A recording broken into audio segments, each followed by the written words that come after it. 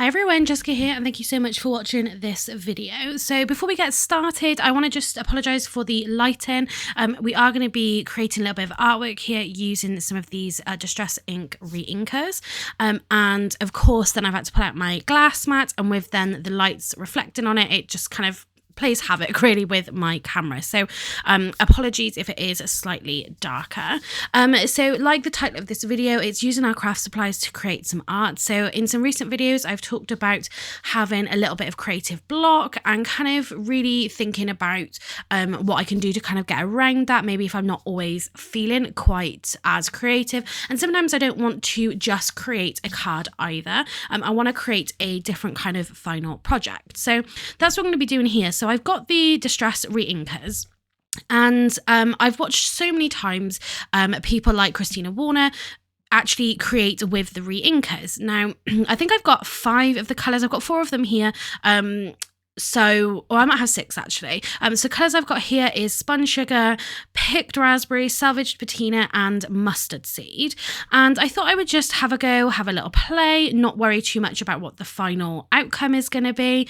I'm not particularly great at drawing or anything like that, so I went for something quite simple, and I've gone for random shapes, and it really kind of developed from here. I was just gonna really paint with these, to be honest, but yeah, it just developed into so much more, and I ended up pulling out a few more of my craft supplies. And I just thought, what a great way, again, if you maybe don't want to create a full card, you don't want to have that be your final product, but you want to make use of the supplies you've got, and maybe just be able to use them in a different way. And I really love how this came out.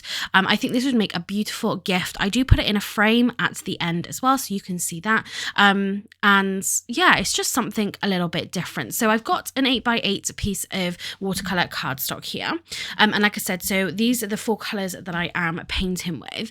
And yeah, just something abstract. Like I said, not particularly great at painting, so I've created this kind of long oval kind of shape. We've got a half semicircle here, using the picked raspberry, the salvaged patina here, literally just a circle, and I've got a smaller brush here, so you can see that I'm kind of painting with a smaller brush just to try my best at getting it to be kind of as even as possible. And I basically just got 1 layer down of each, and then I'm just coming in and using my heat tool.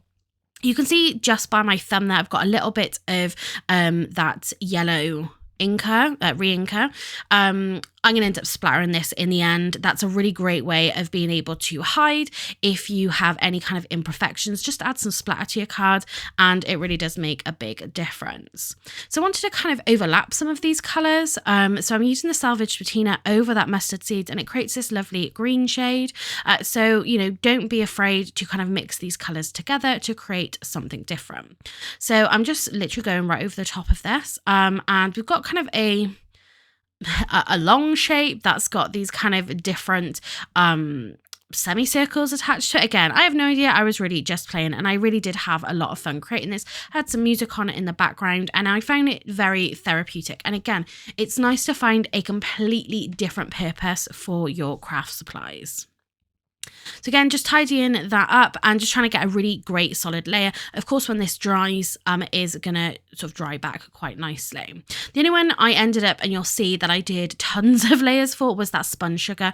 Of course, it is a much lighter colour. It's a very light colour.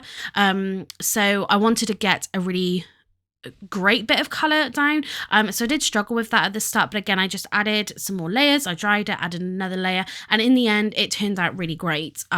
It added a really nice sort of shade, and I do overlap that slightly with the picked raspberry and that mustard seed as well. But I'm just coming in, I'm taking, in some areas a little bit more concentrated colour.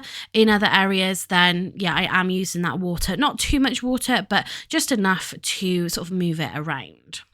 So this is where I come in then with that Spun Sugar, and I'm going to do a really big semicircle here. You can go on places like Pinterest. I did have a little look on Pinterest for like abstract artwork to look at kind of shapes and things like that to sort of see what it was that I wanted to create. And then I just kind of looked at some abstract abstract shapes. Yeah, and really just kind of went from there and just sort of let it happen and just to do its thing. So I do kind of try to switch brushes a little bit here. I do go over all of the colours in this first layer, but then I do kind of go back and not go back over that yellow because it was starting, of course, to mix in then with my spun sugar. So what I'm going to do is dry it and then come back for a second layer, but only do the bit where I'm painting over the white, then do over the yellow sort of separately. So you can see kind of how this is looking a little bit. It might be that I had a bit too much water maybe on here. It wasn't moving the colour around enough. I'm not really sure. But again, I kind of got the final look that I wanted by just, like I said, adding the layers and adding, and then drying and then kind of adding over the top of it. But I'm really trying to kind of spread it out a little bit more. On this side, you can see that I've got probably quite a lot of that ink. I wasn't really sure how much to kind of put down to begin with, but what I did end up doing is after I finished this painting, I did create something else, which I'm going to put together as a separate video. But, you know, if you've got a lot of ink like this on your mat, obviously rather than kind of wasting anything, then definitely go ahead and use it in a different way. You could do a little bit of ink smushing. Again, another piece of artwork like I did. You could just create two of what you've got here. So yeah, think about that maybe for how much you're dropping down. This was the very first time that I'd ever used inkers like this to do like artwork and painting with it. I've done it with the ink smushing from an actual ink pad on a mat. But of course this, because it's the re-inker, it gives you a much more concentrated colour. So you can see like that yellow is just crazy yellow, very, very concentrated. So it gave a really beautiful result on the paper. But yeah, just think about, you don't want to kind of put too much down if you don't think you're going to use it. But if you do put more down than what you wanted, then yeah, just think about a different way. You don't have to create a finished product with it.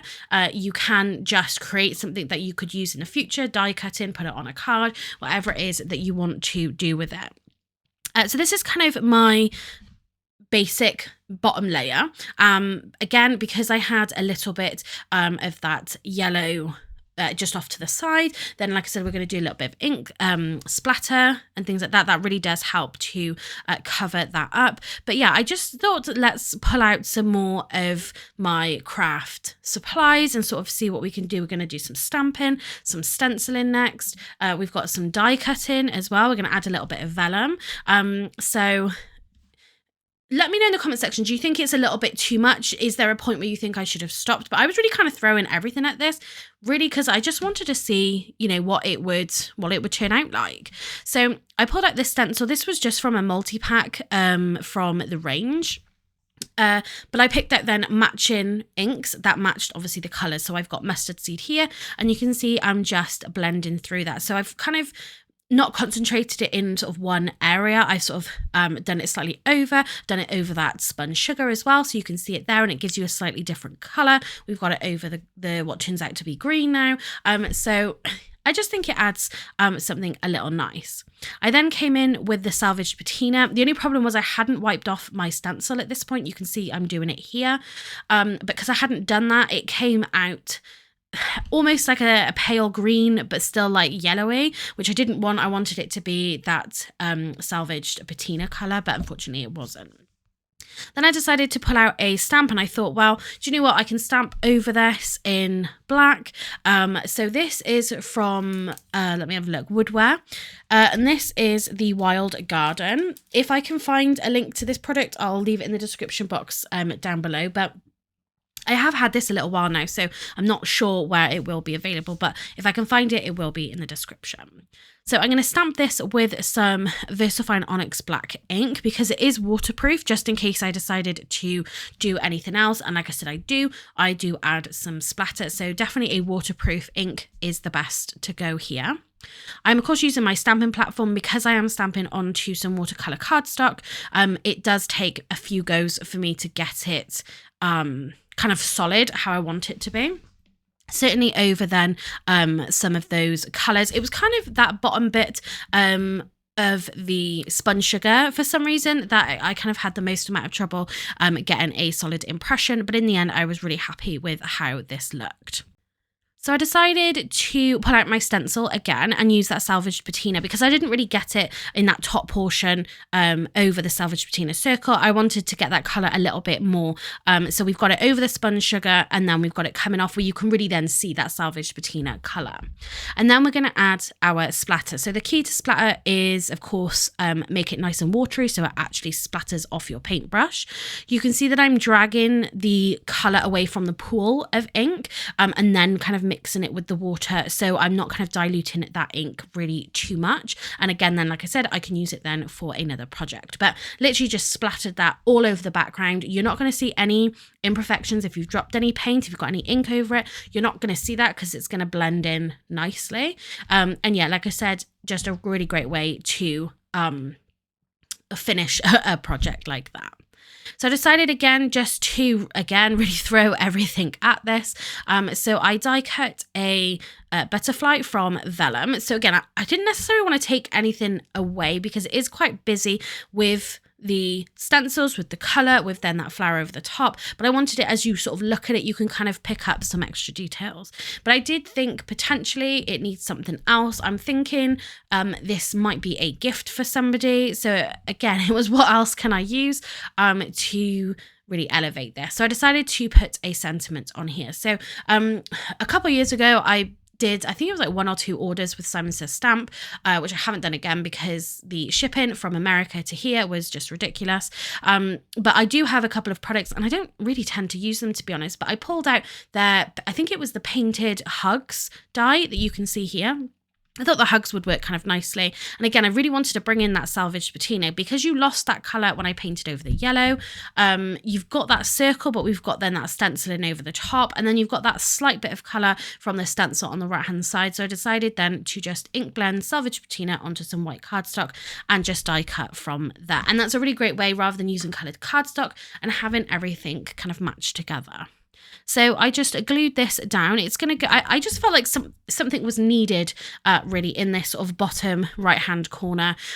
So I just popped it straight on there and I think that sort of finished it nicely. Again, it tied in with that nice bit of salvage patina at the top. I really love how this came out. I'm going to add a little bit of white gel pen. I'll be honest, it didn't really add anything. I did it over the hug sentiment and just in a few places on the flowers. It didn't really add anything to the final product, I don't think, but let me know what you guys think. I really love this. I love how it came out. I've popped it into a frame, which I'll show you a picture in a second.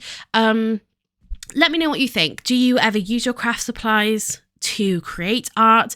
Things, you know, what else do you use it other than sort of card making and maybe scrapbooking, which I feel like is probably the most common things that we kind of use our craft supplies for, really. But yeah, let me know what you think in the comment section down below. I'd love to kind of get your feedback. Do you think there was a point where I should have stopped? But yeah, I absolutely love how this turned out. And like I said, I did create something slightly different with another stamp, which is going to be in another video. So if you don't want to miss that one and you're not subscribed to my channel, hit that subscribe button and that notification bell so you're notified when I upload a new video. So that's going to be it for this video today. So thanks very much for stopping by and watching, and happy crafting.